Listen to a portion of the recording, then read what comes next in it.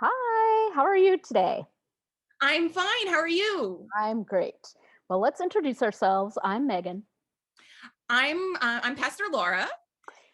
And Obviously, I'm not a youth. no, you are not a youth. And I saved this day for you and me because it will be Valentine's Day on Sunday. And our first love is the Bible. Yeah.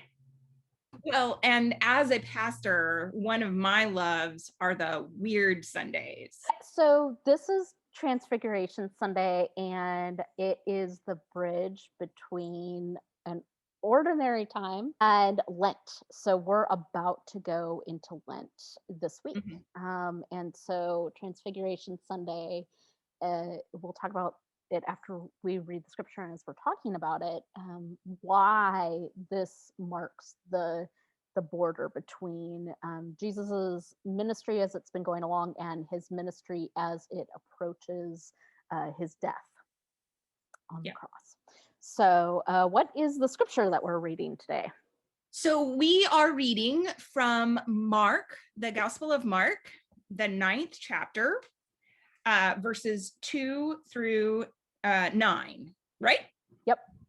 And Okay. you're going to read that for us, right? I am going to read it, and I am reading from the New Revised Standard Version. Great. I know a lot of folks have been using their phones. I'm actually using this big honking Bible that I sits was by hoping my you would desk. show us the big honking Bible, so thank you. All right, take I it speak away. from experience. But now let me actually read. Listen for God's word. 6 days later, Jesus took with him Peter and James and John and led them up a high mountain apart by themselves. And he was transfigured before them. And his clothes became dazzling white, such as no one on earth could bleach them. And there appeared to them Elijah with Moses, who were talking with Jesus. Then Peter said to Jesus, Rabbi, it is good for us to be here. Let us make 3 dwellings, one for you, one for Moses, and one for Elijah. He did not know what to say, for they were terrified. Then a cloud overshadowed them, and from the cloud there came a voice. This is my son, the beloved. Listen to him. Suddenly, when they looked around, they saw no one with them anymore, but only Jesus. As they were coming down the mountain, he ordered them to tell no one about what they had seen until after the Son of Man had risen from the dead. This is God's word. Thanks be to God. All right. Um, well, there's a lot of interesting things in this very short passage. Yeah. We get a Yeah. bunch of short lessons from Mark, but they contain a lot. Mhm. So, what is something that stuck out to you? So, one of the things I like about this passage is the voice of God from the cloud. Yes, I wrote that down too. So one of the reasons I love it, and hey, you WCPC youth, go read my newsletter article about this because I talk about it. I talk about how we link the Sunday that starts this ordinary time to the Sunday that ends the ordinary time with God speaking out of a cloud to Jesus or to Jesus and the people around Jesus and saying just about the same thing. This is my son, the beloved. And in this part, listen to him. So from the baptism of Jesus to where he starts his ministry to the transfiguration of Jesus, which is where Mark, it's like in the middle of Mark, right? So it Yep. turns the focus from Jesus doing his ministry in Galilee, and it turns Jesus's focus towards Jerusalem, which is good because we're getting ready to start Lent, where we're on a journey toward um, we're on a journey toward Jerusalem and to the cross and eventually to the empty tomb. I mean, we're Christians. We believe in the empty tomb. So One of the things that hits me, I I thought I, this happens right after. the story of Jesus and the disciples being in Caesarea Philippi. Uh, Mhm. when you're in Caesarea Philippi, you really understand that story. And it has these niches for these Roman and Greek gods in this place that is um, both a holy place for the Romans, but also like the mouth of hell, basically. Yeah, like it's a holy but terrifying place for the Romans. And when Jesus and the disciples would have been there during Roman times, there would have been a giant temple there. And worship, including sacrifice of animals, which was in Judaism, but it was different Different. in the Roman cult. And so, like, it was a bloody and kind of terrifying place. And now it's this peaceful, beautiful place. Isn't that kind of what the cross is for us? You know, it's Yes, this both beautiful and awe-inspiring and terrifying thing. absolutely. And yet now on this side of Easter, we especially in 21st century Christianity in the Western world are like, oh, peace. I mean, Absolutely. I think about the cross at Mo Ranch, and that Right. is, I would go and sit under the Beautiful cross, icon. and I'm Yeah. like, ah, Yeah. here's a place of peace. Yeah. Yeah, Maybe we should be standing on the other side of the cross at Mo Ranch more often, where it's a little bit terrifying, that drop off. yeah, the drop off. Yeah. Because, well, and absolutely, because um, we also, if we go back to the story of Jesus and the disciples in Caesarea Philippi, he is telling them there, and it doesn't say as clearly in Mark, but in other places, that he's announcing that he's going to die, right? Like that Yeah, he's the Son of God who is destined to die in that as a sacrifice. right, right. So Well, yeah, and that's like the first, yep, and then there's he has three predictions of his death, um, and this story is like sandwiched by two of those predictions exactly. of his predictions of his death. Yep. And so it so we have these two stories where Jesus is really calling Jesus calls the disciples in Caesarea Philippi to understand that he is not just a really great guy, which they get. They've seen his work, they've seen his miracles, Mm-hmm. um, but they haven't quite fully gotten yet. And Peter, in both Caesarea and here in this story, makes a very understandable human gestures, like really trying to get it and being on Jesus's side. Yeah. Um, and saying in Caesarea Philippi that, oh, we're not gonna let them kill you, and Jesus like, no, like that is my destiny. You can't stop that. And also, what he knows is they won't. Like they will be cowardly. And that's part of the human condition. Like Peter represents us so well, Mm-hmm. saying things that we won't do, Mm-hmm. and declaring the importance of things that we don't fully understand. Yeah. Like he got that Jesus was important, but he doesn't fully understand yet. Mm-hmm. And so they get that in Caesarea Philippi, and then they get it here with Mm-hmm. this announcement from the divine and this appearance of Elijah and Moses. Mm-hmm. Um, and and then and we get this, so there's all of these signs. There's God, of course, talking, saying, this is my son, listen to him. um and there's Elijah and Moses, which of course would have been a sign of holiness, because they're called to again and again, in Judaism, as it, recognized as like, the resurrection piece of Jesus, like Right. they would have been recognized as that.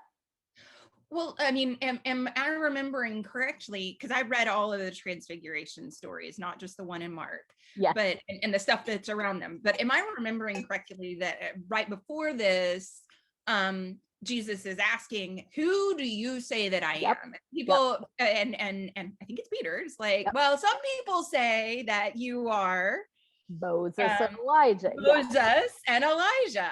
Yep. Yeah. Yep. Because these are the prophets of Israel. And when they talk about a Messiah, they don't necessarily they don't expect it to be Moses and Elijah, but they expect Moses and Elijah to accompany or to foretell Yes. the one who is the Messiah. Right. So yeah, for them to appear with Jesus means that he is a Messiah. Yeah, they're calling to that. But then there's this other piece. So there's all that, and then he's also transfigured. And what do you imagine when you see that? They describe it a little bit, but right. So you're going to get into the fun Greeky stuff about this.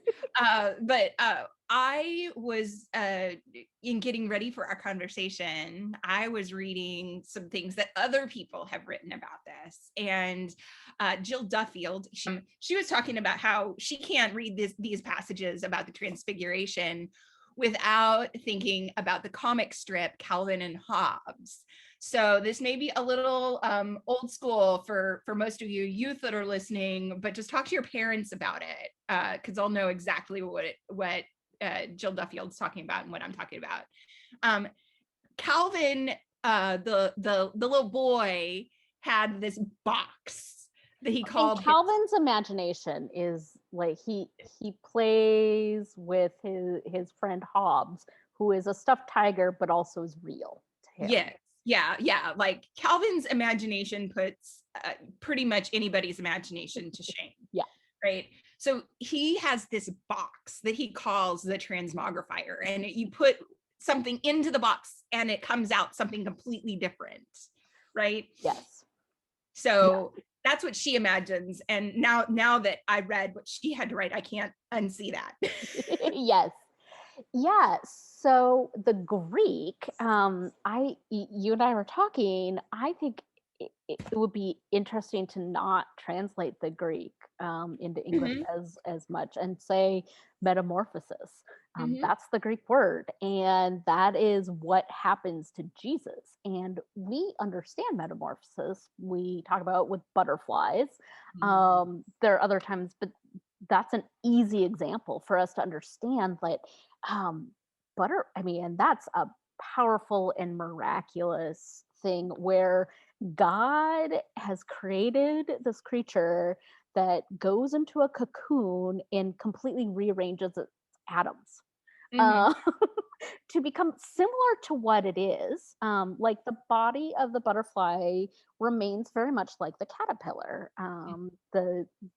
A lot of the pieces of it are very similar, but it has these beautiful wings, and it is utterly transformed into a new creature, but also the same creature. And so metamorphosis is this powerful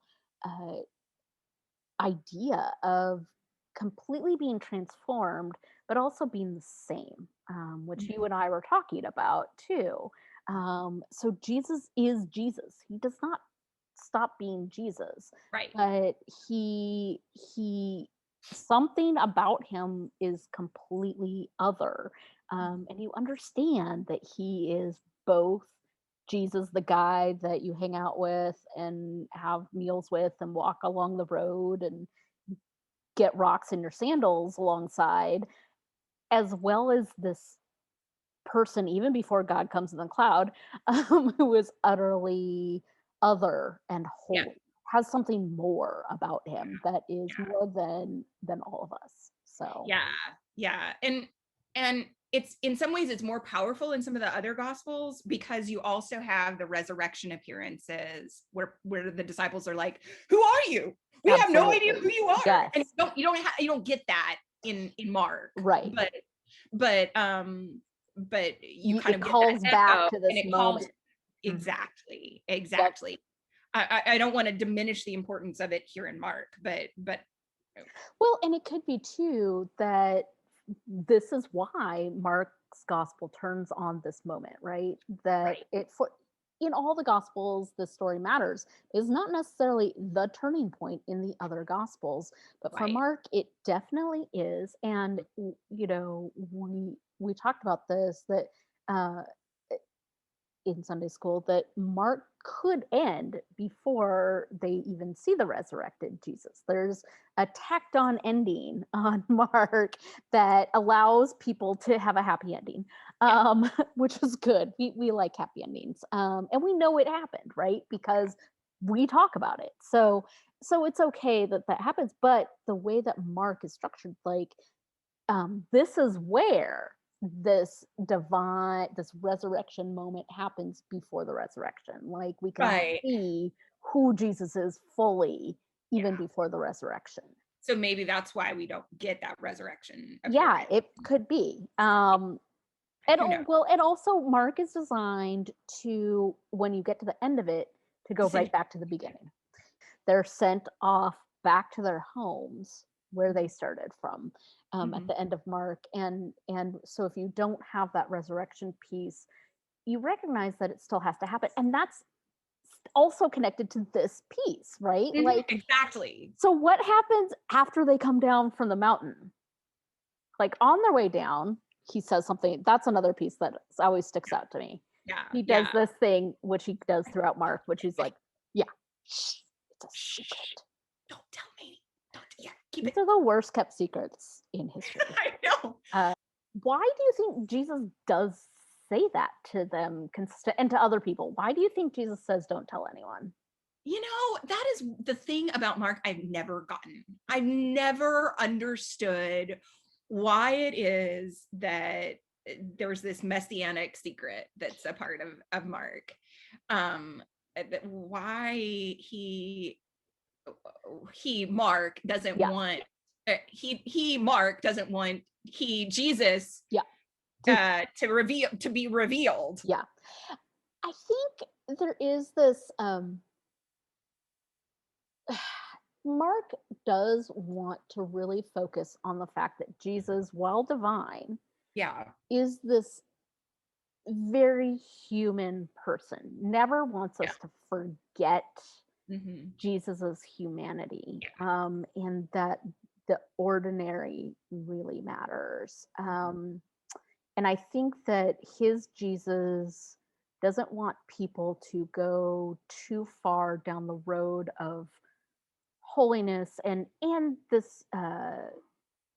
as this Gnostic idea Yeah. of that our bodies are something to escape, that they don't matter, that that's only the holy that matters, but Yeah.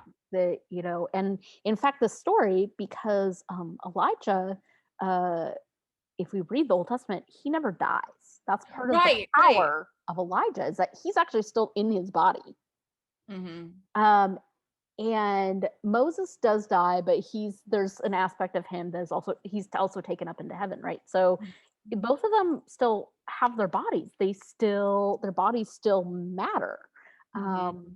During Passover, Jewish families at their seders leave a chair open for Elijah just in case he shows up. She shows up exactly. He needs a chair because he's not a ghost. He's a person Mm-hmm. who will be hungry, Yeah.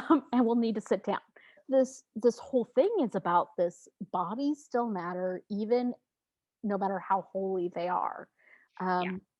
And so I think that Mark's Jesus doesn't want people to get too carried away in this holiness idea, maybe. Mm-hmm. Yeah. Um, I can and see we that. see it in Peter too, right? Mm. What does Peter want to do? This is getting to one of my favorite You go then. textual things. So Peter wants to build houses for Jesus and for Moses and for Elijah, right? Well, so the word there is like tent, or if I'm remembering correctly, because I haven't looked at the Greek yet, it's tabernacle, right? Yeah. so it echoes back to the tabernacle, Mhm. which was the seat of God, the Yeah, footstool, where right. God, the holy seat of God, Holy houses. the Yeah. holy houses. And they would move God as they were wandering in the wilderness. They'd move God around with them with this Yes. tabernacle, right? Yeah. So Peter wants to build this holy house Yes. for these great prophets and for Jesus. Jesus. Yeah. Yeah. And he's like, let's just stay here. And Yeah. Jesus like, that's not what we're doing, Peter. Like, have you not been hanging out and paying attention? Like, so, and that's they come down from the mountain, and then immediately they have this great conversation about Elijah that is mysterious, and everybody should read it. But after that, they heal someone. So there's this immediately going back to the work that they've been doing, Mhm. but with a new view. How do you think? I mean, what do you think about that? What do you think the disciples thought after? Because not everybody was up on the mountain with them Right. either. It It was was just just a three. It was just Peter and James and yeah, John. And so, I think, okay, so Jesus is still Jesus. right, Jesus wasn't changed, yeah, but they see him with completely new eyes. yeah. They're seeing him in a different way. And I think that means then that they see the work in a new way. That's what yeah. I hope that they do. You know that they Yeah. go I mean, I want them to because we're them, right? So exactly. Exactly. And so have you ever had one of those moments or events that you've been to where you felt this transformation happening to you? And then how did it feel after that? okay, so I have talked in sermons and in articles and things like, and some of you all may remember that I am a camp kid. I grew up going to church camp, or sixth grade on, I went to church camp, and I worked at church camp all through college. So that is holy ground for me. That camp is holy ground for me. And can I name one specific like aha moment there? That no, not really. But that is holy ground. That is a transformative place in my life. It's where I began to feel a call to ministry. I didn't know what the ministry I was being called to Mm-hmm. was, but it was part of my call to ministry. Yeah. Was summer camp. But I have kind of a mystical mountaintop transfiguration type moment in my own life, and uh, it really helped me um, get through some tough things that were happening at the time. And to see who I was and whose I was in a different way. So the magic of that time may not have been quite as powerful going Oh no. forward, but the lesson of that stuck with you. Mm-hmm. That's what I Yeah. think too. As I was thinking about it, I'm like, well, so, yeah, why does this matter? Why does it matter that Jesus is transfigured? He goes through this metamorphosis in front of the disciples' eyes, in front of three very important disciples to Jesus himself. That Elijah and Moses show up, that God comes in a cloud. What does it matter? What is it about this that makes a difference for us? We know Jesus is divine. I think we need to be reminded of Mhm. that, and these having these back to back stories of Jesus with the disciple, all of the disciples in Caesarea Philippi, saying, reminding them, yes, I am the Son of God. I'm not just an ordinary person. And all of these gods that they worship are nothing compared to me. I am not one of them. I am Right. something else. And then going up to the mountaintop with some very close disciples and having this moment of divinity, Mm. that that matters. Like, we need those moments, because when we go into the ordinary days of our lives, especially in difficult times, we need to be reminded of the holy Mhm. in and being able to see the holy. I think I do. I we're going into Lent, and there's been times I don't always give something up for Lent. That's not a thing. But when I do, I usually give something up and try to add something, actually. Mhm. One year, oh man, the couple of years I've done this, and it's hard, but is so powerful. I have um, tried not to say anything negative about someone without it, and also saying something positive in the moment. So if my it and I'm not saying, like, if somebody does something objectively wrong, then that is something that we should name. We should be honest about that. But if I'm just complaining that somebody cut me off in traffic, something like that, I instead say something like, they're probably worried about getting somewhere on time, um, or if I think, if somebody is annoying me in my personal life, I like, oh, that person talks too much. I think that person has a great gift of prayer, or something that they have that I can see that is positive and holy. So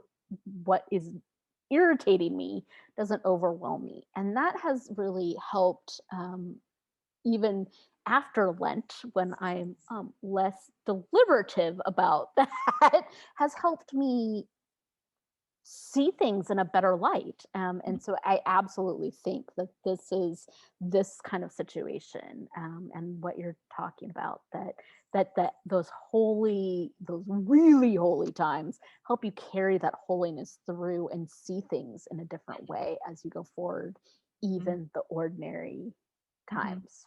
Mhm. Yeah. Yeah. Yeah. Absolutely. So I think that's, is there anything else that you wanted to add or say? With this text, I always hear, and it doesn't matter which gospel I'm reading it in, whether it's Matthew or Mark or Luke. I always hear one of my favorite artists' songs. It's Patty Griffin's "Up to the Mountain," Oh. Mm. which is subtitled the MLK song because it is based on the text of his final sermon, the sermon that he preached the day before he was assassinated. Wow. Um, and um, and of course, he's taking the image of Moses looking out on the promised land, and he says, "I know I may never get there." Because like Moses doesn't actually make it into the promised land. But the knowing that it's there Mhm. is important, and it's part of his vision. It's part of his hope. And so this on the edge of Lent, Jesus is. I can't help but imagining Jesus, who is equally or more important as Moses and Elijah, up there on the mountain looking out at Jerusalem. I didn't want to go, Mm. but I'm also looking out. Um, Oh, I, wow. I I can't help but hear that connection. But yeah, I think that is absolutely, the mountaintop experiences, and that we can't stay there. Right. And Martin Luther King Jr. knew that so Mhm. powerfully, and this turning toward a destiny that we is difficult. Mhm. Um, our call is not, um, easy. Um, Right. Right. and yet filled with joy, right? Right. There's joy to be found even in holiness. Yeah, I think the story is what talks about it. Yeah, I could talk about MLK for a long time and about mountains and the imagery, and you could too. Yeah. So we will stop. But Yeah. I think so. What is a question that you want to leave people with?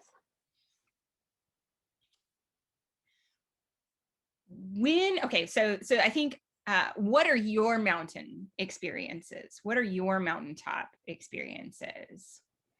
Yeah, That's a big question. what are your experiences and how have they carried through your Right. life? What have they taught you, and how have you seen life differently, maybe? How have you seen life differently? The other thing I would ask is, um, how has the presence of Jesus in your life changed you? Mm, that's great. Yes.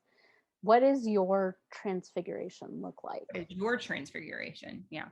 Mhm. Your and I think, yeah, going back to that transfiguration, metamorphosis, we are still fully us. A butterfly is still made out of the same things that it was as a caterpillar, but in a new form. And so we are still us. Jesus is still fully Jesus, but seen in a new way, and we see ourselves in a new way, and we become new creations throughout our lives. We continue to keep growing into who God has created us to be. So, Mhm. I don't know. And then the last thing is not really a question. It's yes. more of a blessing or a charge. Okay. Because remember that these same or very similar words that were spoken from the cloud about Jesus here were spoken from the cloud about Jesus at his baptism. And whether you have been baptized or not, know that those are words that claim you too. You are This is mine, my child, my beloved. beloved. Absolutely.